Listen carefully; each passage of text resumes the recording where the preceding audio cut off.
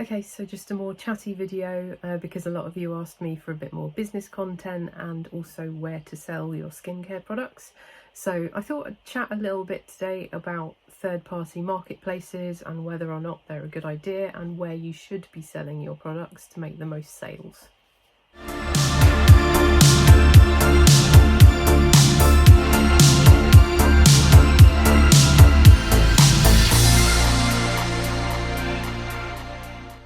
First, stop directing your customers to your competitors. If you're selling on an online marketplace like Etsy or eBay, it's really time to rethink your business strategy, and here's why. Think of it like this: you spend time and effort on your social media, building an audience and getting people interested in your brand. And then when the time comes that they decide they'd actually like to buy from you, you send them to a third-party marketplace where, yes, they can view your products, but right next to them are suggested items by other sellers. Perhaps one of those suggested items captures your customer's eye. Great for the other store, not so great for you.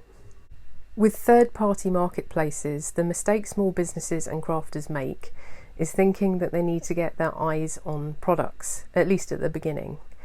I made the same mistake, and let me tell you, you don't. It takes a lot of time and effort to build a store and keep it relevant on these platforms, and yet you have no control over anything.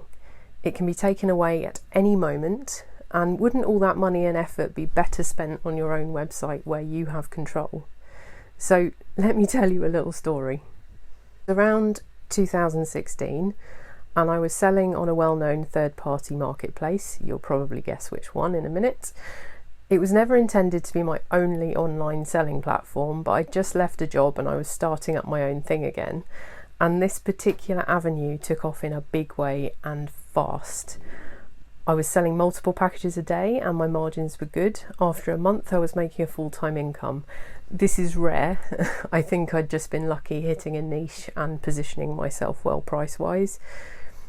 Anyway, I continued like this for a few good months, happy with my business model, and because I was doing so well, I procrastinated on building a new website. So all those lovely traffic numbers and all the customers were remaining on the third-party marketplace. They weren't my customers, I was renting them. Then suddenly, one morning, I went to check sales for the day in my email and there were none. I scrolled down a little further in my emails and noticed a notification saying that my seller rating had lowered from top rated to below standard. I went on my dashboard and it appeared that 2 customers had left negative reviews in a sea of perfect feedback, saying that their packages had arrived late. Now, I always post on time, and if there's ever a delay or lost package due to a carrier I use, I always sort a replacement or refund. But as is the nature of these platforms, people will leave bad feedback without contacting you and give you no time to offer a resolution. So those negative feedback ratings had dropped my seller ranking so much that my listings, which were once at the top of search and almost the entirety of the front page, were now so low down, I think it was page 10 or 11, that I went from making a full-time income to 0 sales literally overnight. The worst thing was, it was out of my control. I couldn't control my parcel carrier being late. I'd shipped on time as usual, done everything as expected of me, and this was the result. I argued the case with the third-party marketplace and got the usual "nothing we can do, here's some suggestions to improve" kind of patronising reply. That business was gone. I tried for months to get back to the level I needed, but that required sales, and I had little chance of getting those now that the listings were hidden, so I gave up and left the platform. Another story, just a short one this time. I was on another third-party marketplace. Are you guessing which ones I'm talking about? I was doing okay. I was selling the odd item here and there and it was building. Then after about 3 months of being on the platform, I was put in what they refer to as money jail. They had put a hold on my funds for 90 days, and for me it did last the full 90. In that time I was expected to make and fulfill sales. This meant paying out of my own pocket for ingredients, to make the products, label the products, packaging, shipping, etc., and no money coming in for 3 months. I emailed them and I asked them why, and they simply told me that it was something they did with new sellers to ensure that they had enough money in reserve for customer refunds if they were required. This was to help new sellers manage their finances. How patronising. How did I ever get this far in life without their help, eh? I was livid and I left the platform and a few choice words to them, and I still took time to get my money from them too. So what am I getting at with all this? Well, I get a lot of running a skincare business type questions, and many people ask me about selling on these platforms, and whilst yes, it can get eyes on your business, don't do it unless you have your own website setting up and selling in the background, something to fall back on and have complete control over. Consider the following before you decide to use a third-party marketplace for your product sales. Number one, do the costs add up? Fees on these platforms are now higher than ever. Add to that, they want you to offer free shipping and charge low prices, and it's hard to see any profit. I was once told by my accountant to never have a gross profit margin on a product below 40%. I can attest to this, that it's great advice, as I once sold products with a margin lower than this and it didn't go too well. Your fees will be on transactions, listings, advertising. Apparently some platforms charge you for external advertising if your listing shows on one of their external ads, and when they charge you for this is completely random, but it can also be quite high, so bear that in mind. Point 2 is pricing. Don't price too low. I'm so tired, as are other people who I've seen mention this on YouTube and elsewhere, of small businesses pricing their products really low. You are doing yourself out of profit, and you are potentially causing yourself to lose money. You're also devaluing yourself and our market. If businesses continuously offer good products for dirt cheap, it becomes the market norm, and then anyone else charging what the product is truly worth to sustain their business loses out. Then we just become a load of businesses selling at a loss or working for below minimum wage.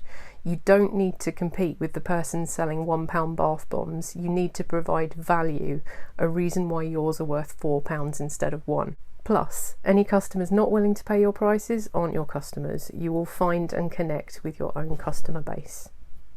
Point 3. These third-party marketplaces could take your business away in a heartbeat. Much like my stories, they control the platform, not you. They change the algorithm, demote your listings, put holds on your money, increase fees, ruining your margins, or introduce new rules that affect you at any time. Point 4. The customers aren't yours. You're renting the customers from these platforms. They aren't likely to become regular loyal customers, and your repeat customer marketing is limited to what the platform offers you. Point 5. Other businesses' items are listed alongside yours. Even on your own dedicated shop page, there will be adverts or suggested items potentially leading the customer away from your items. This means a constant effort to keep your listings fresh in order to keep the customer's interest. Point 6, you need to keep working on your third-party store constantly. If your third-party marketplace sees little activity on your account, then your ranking could be affected. So you need to be adding listings and updating older ones constantly just to stay relevant. I get this was all quite negative, and I don't want to put you off using these sites if they are right for your business. But please make sure you set up a website for your business too. Imagine if all the money that you spent on fees could be spent on bringing customers to your store, where they can't be sidetracked by other businesses' products, can become loyal, and can be sold to again with no fear of the rug being ripped from under you. If you do want to set up a website, which I recommend you do, then I highly recommend Shopify. I use it myself and I find it's really intuitive, and the pricing is really, really good for what you get.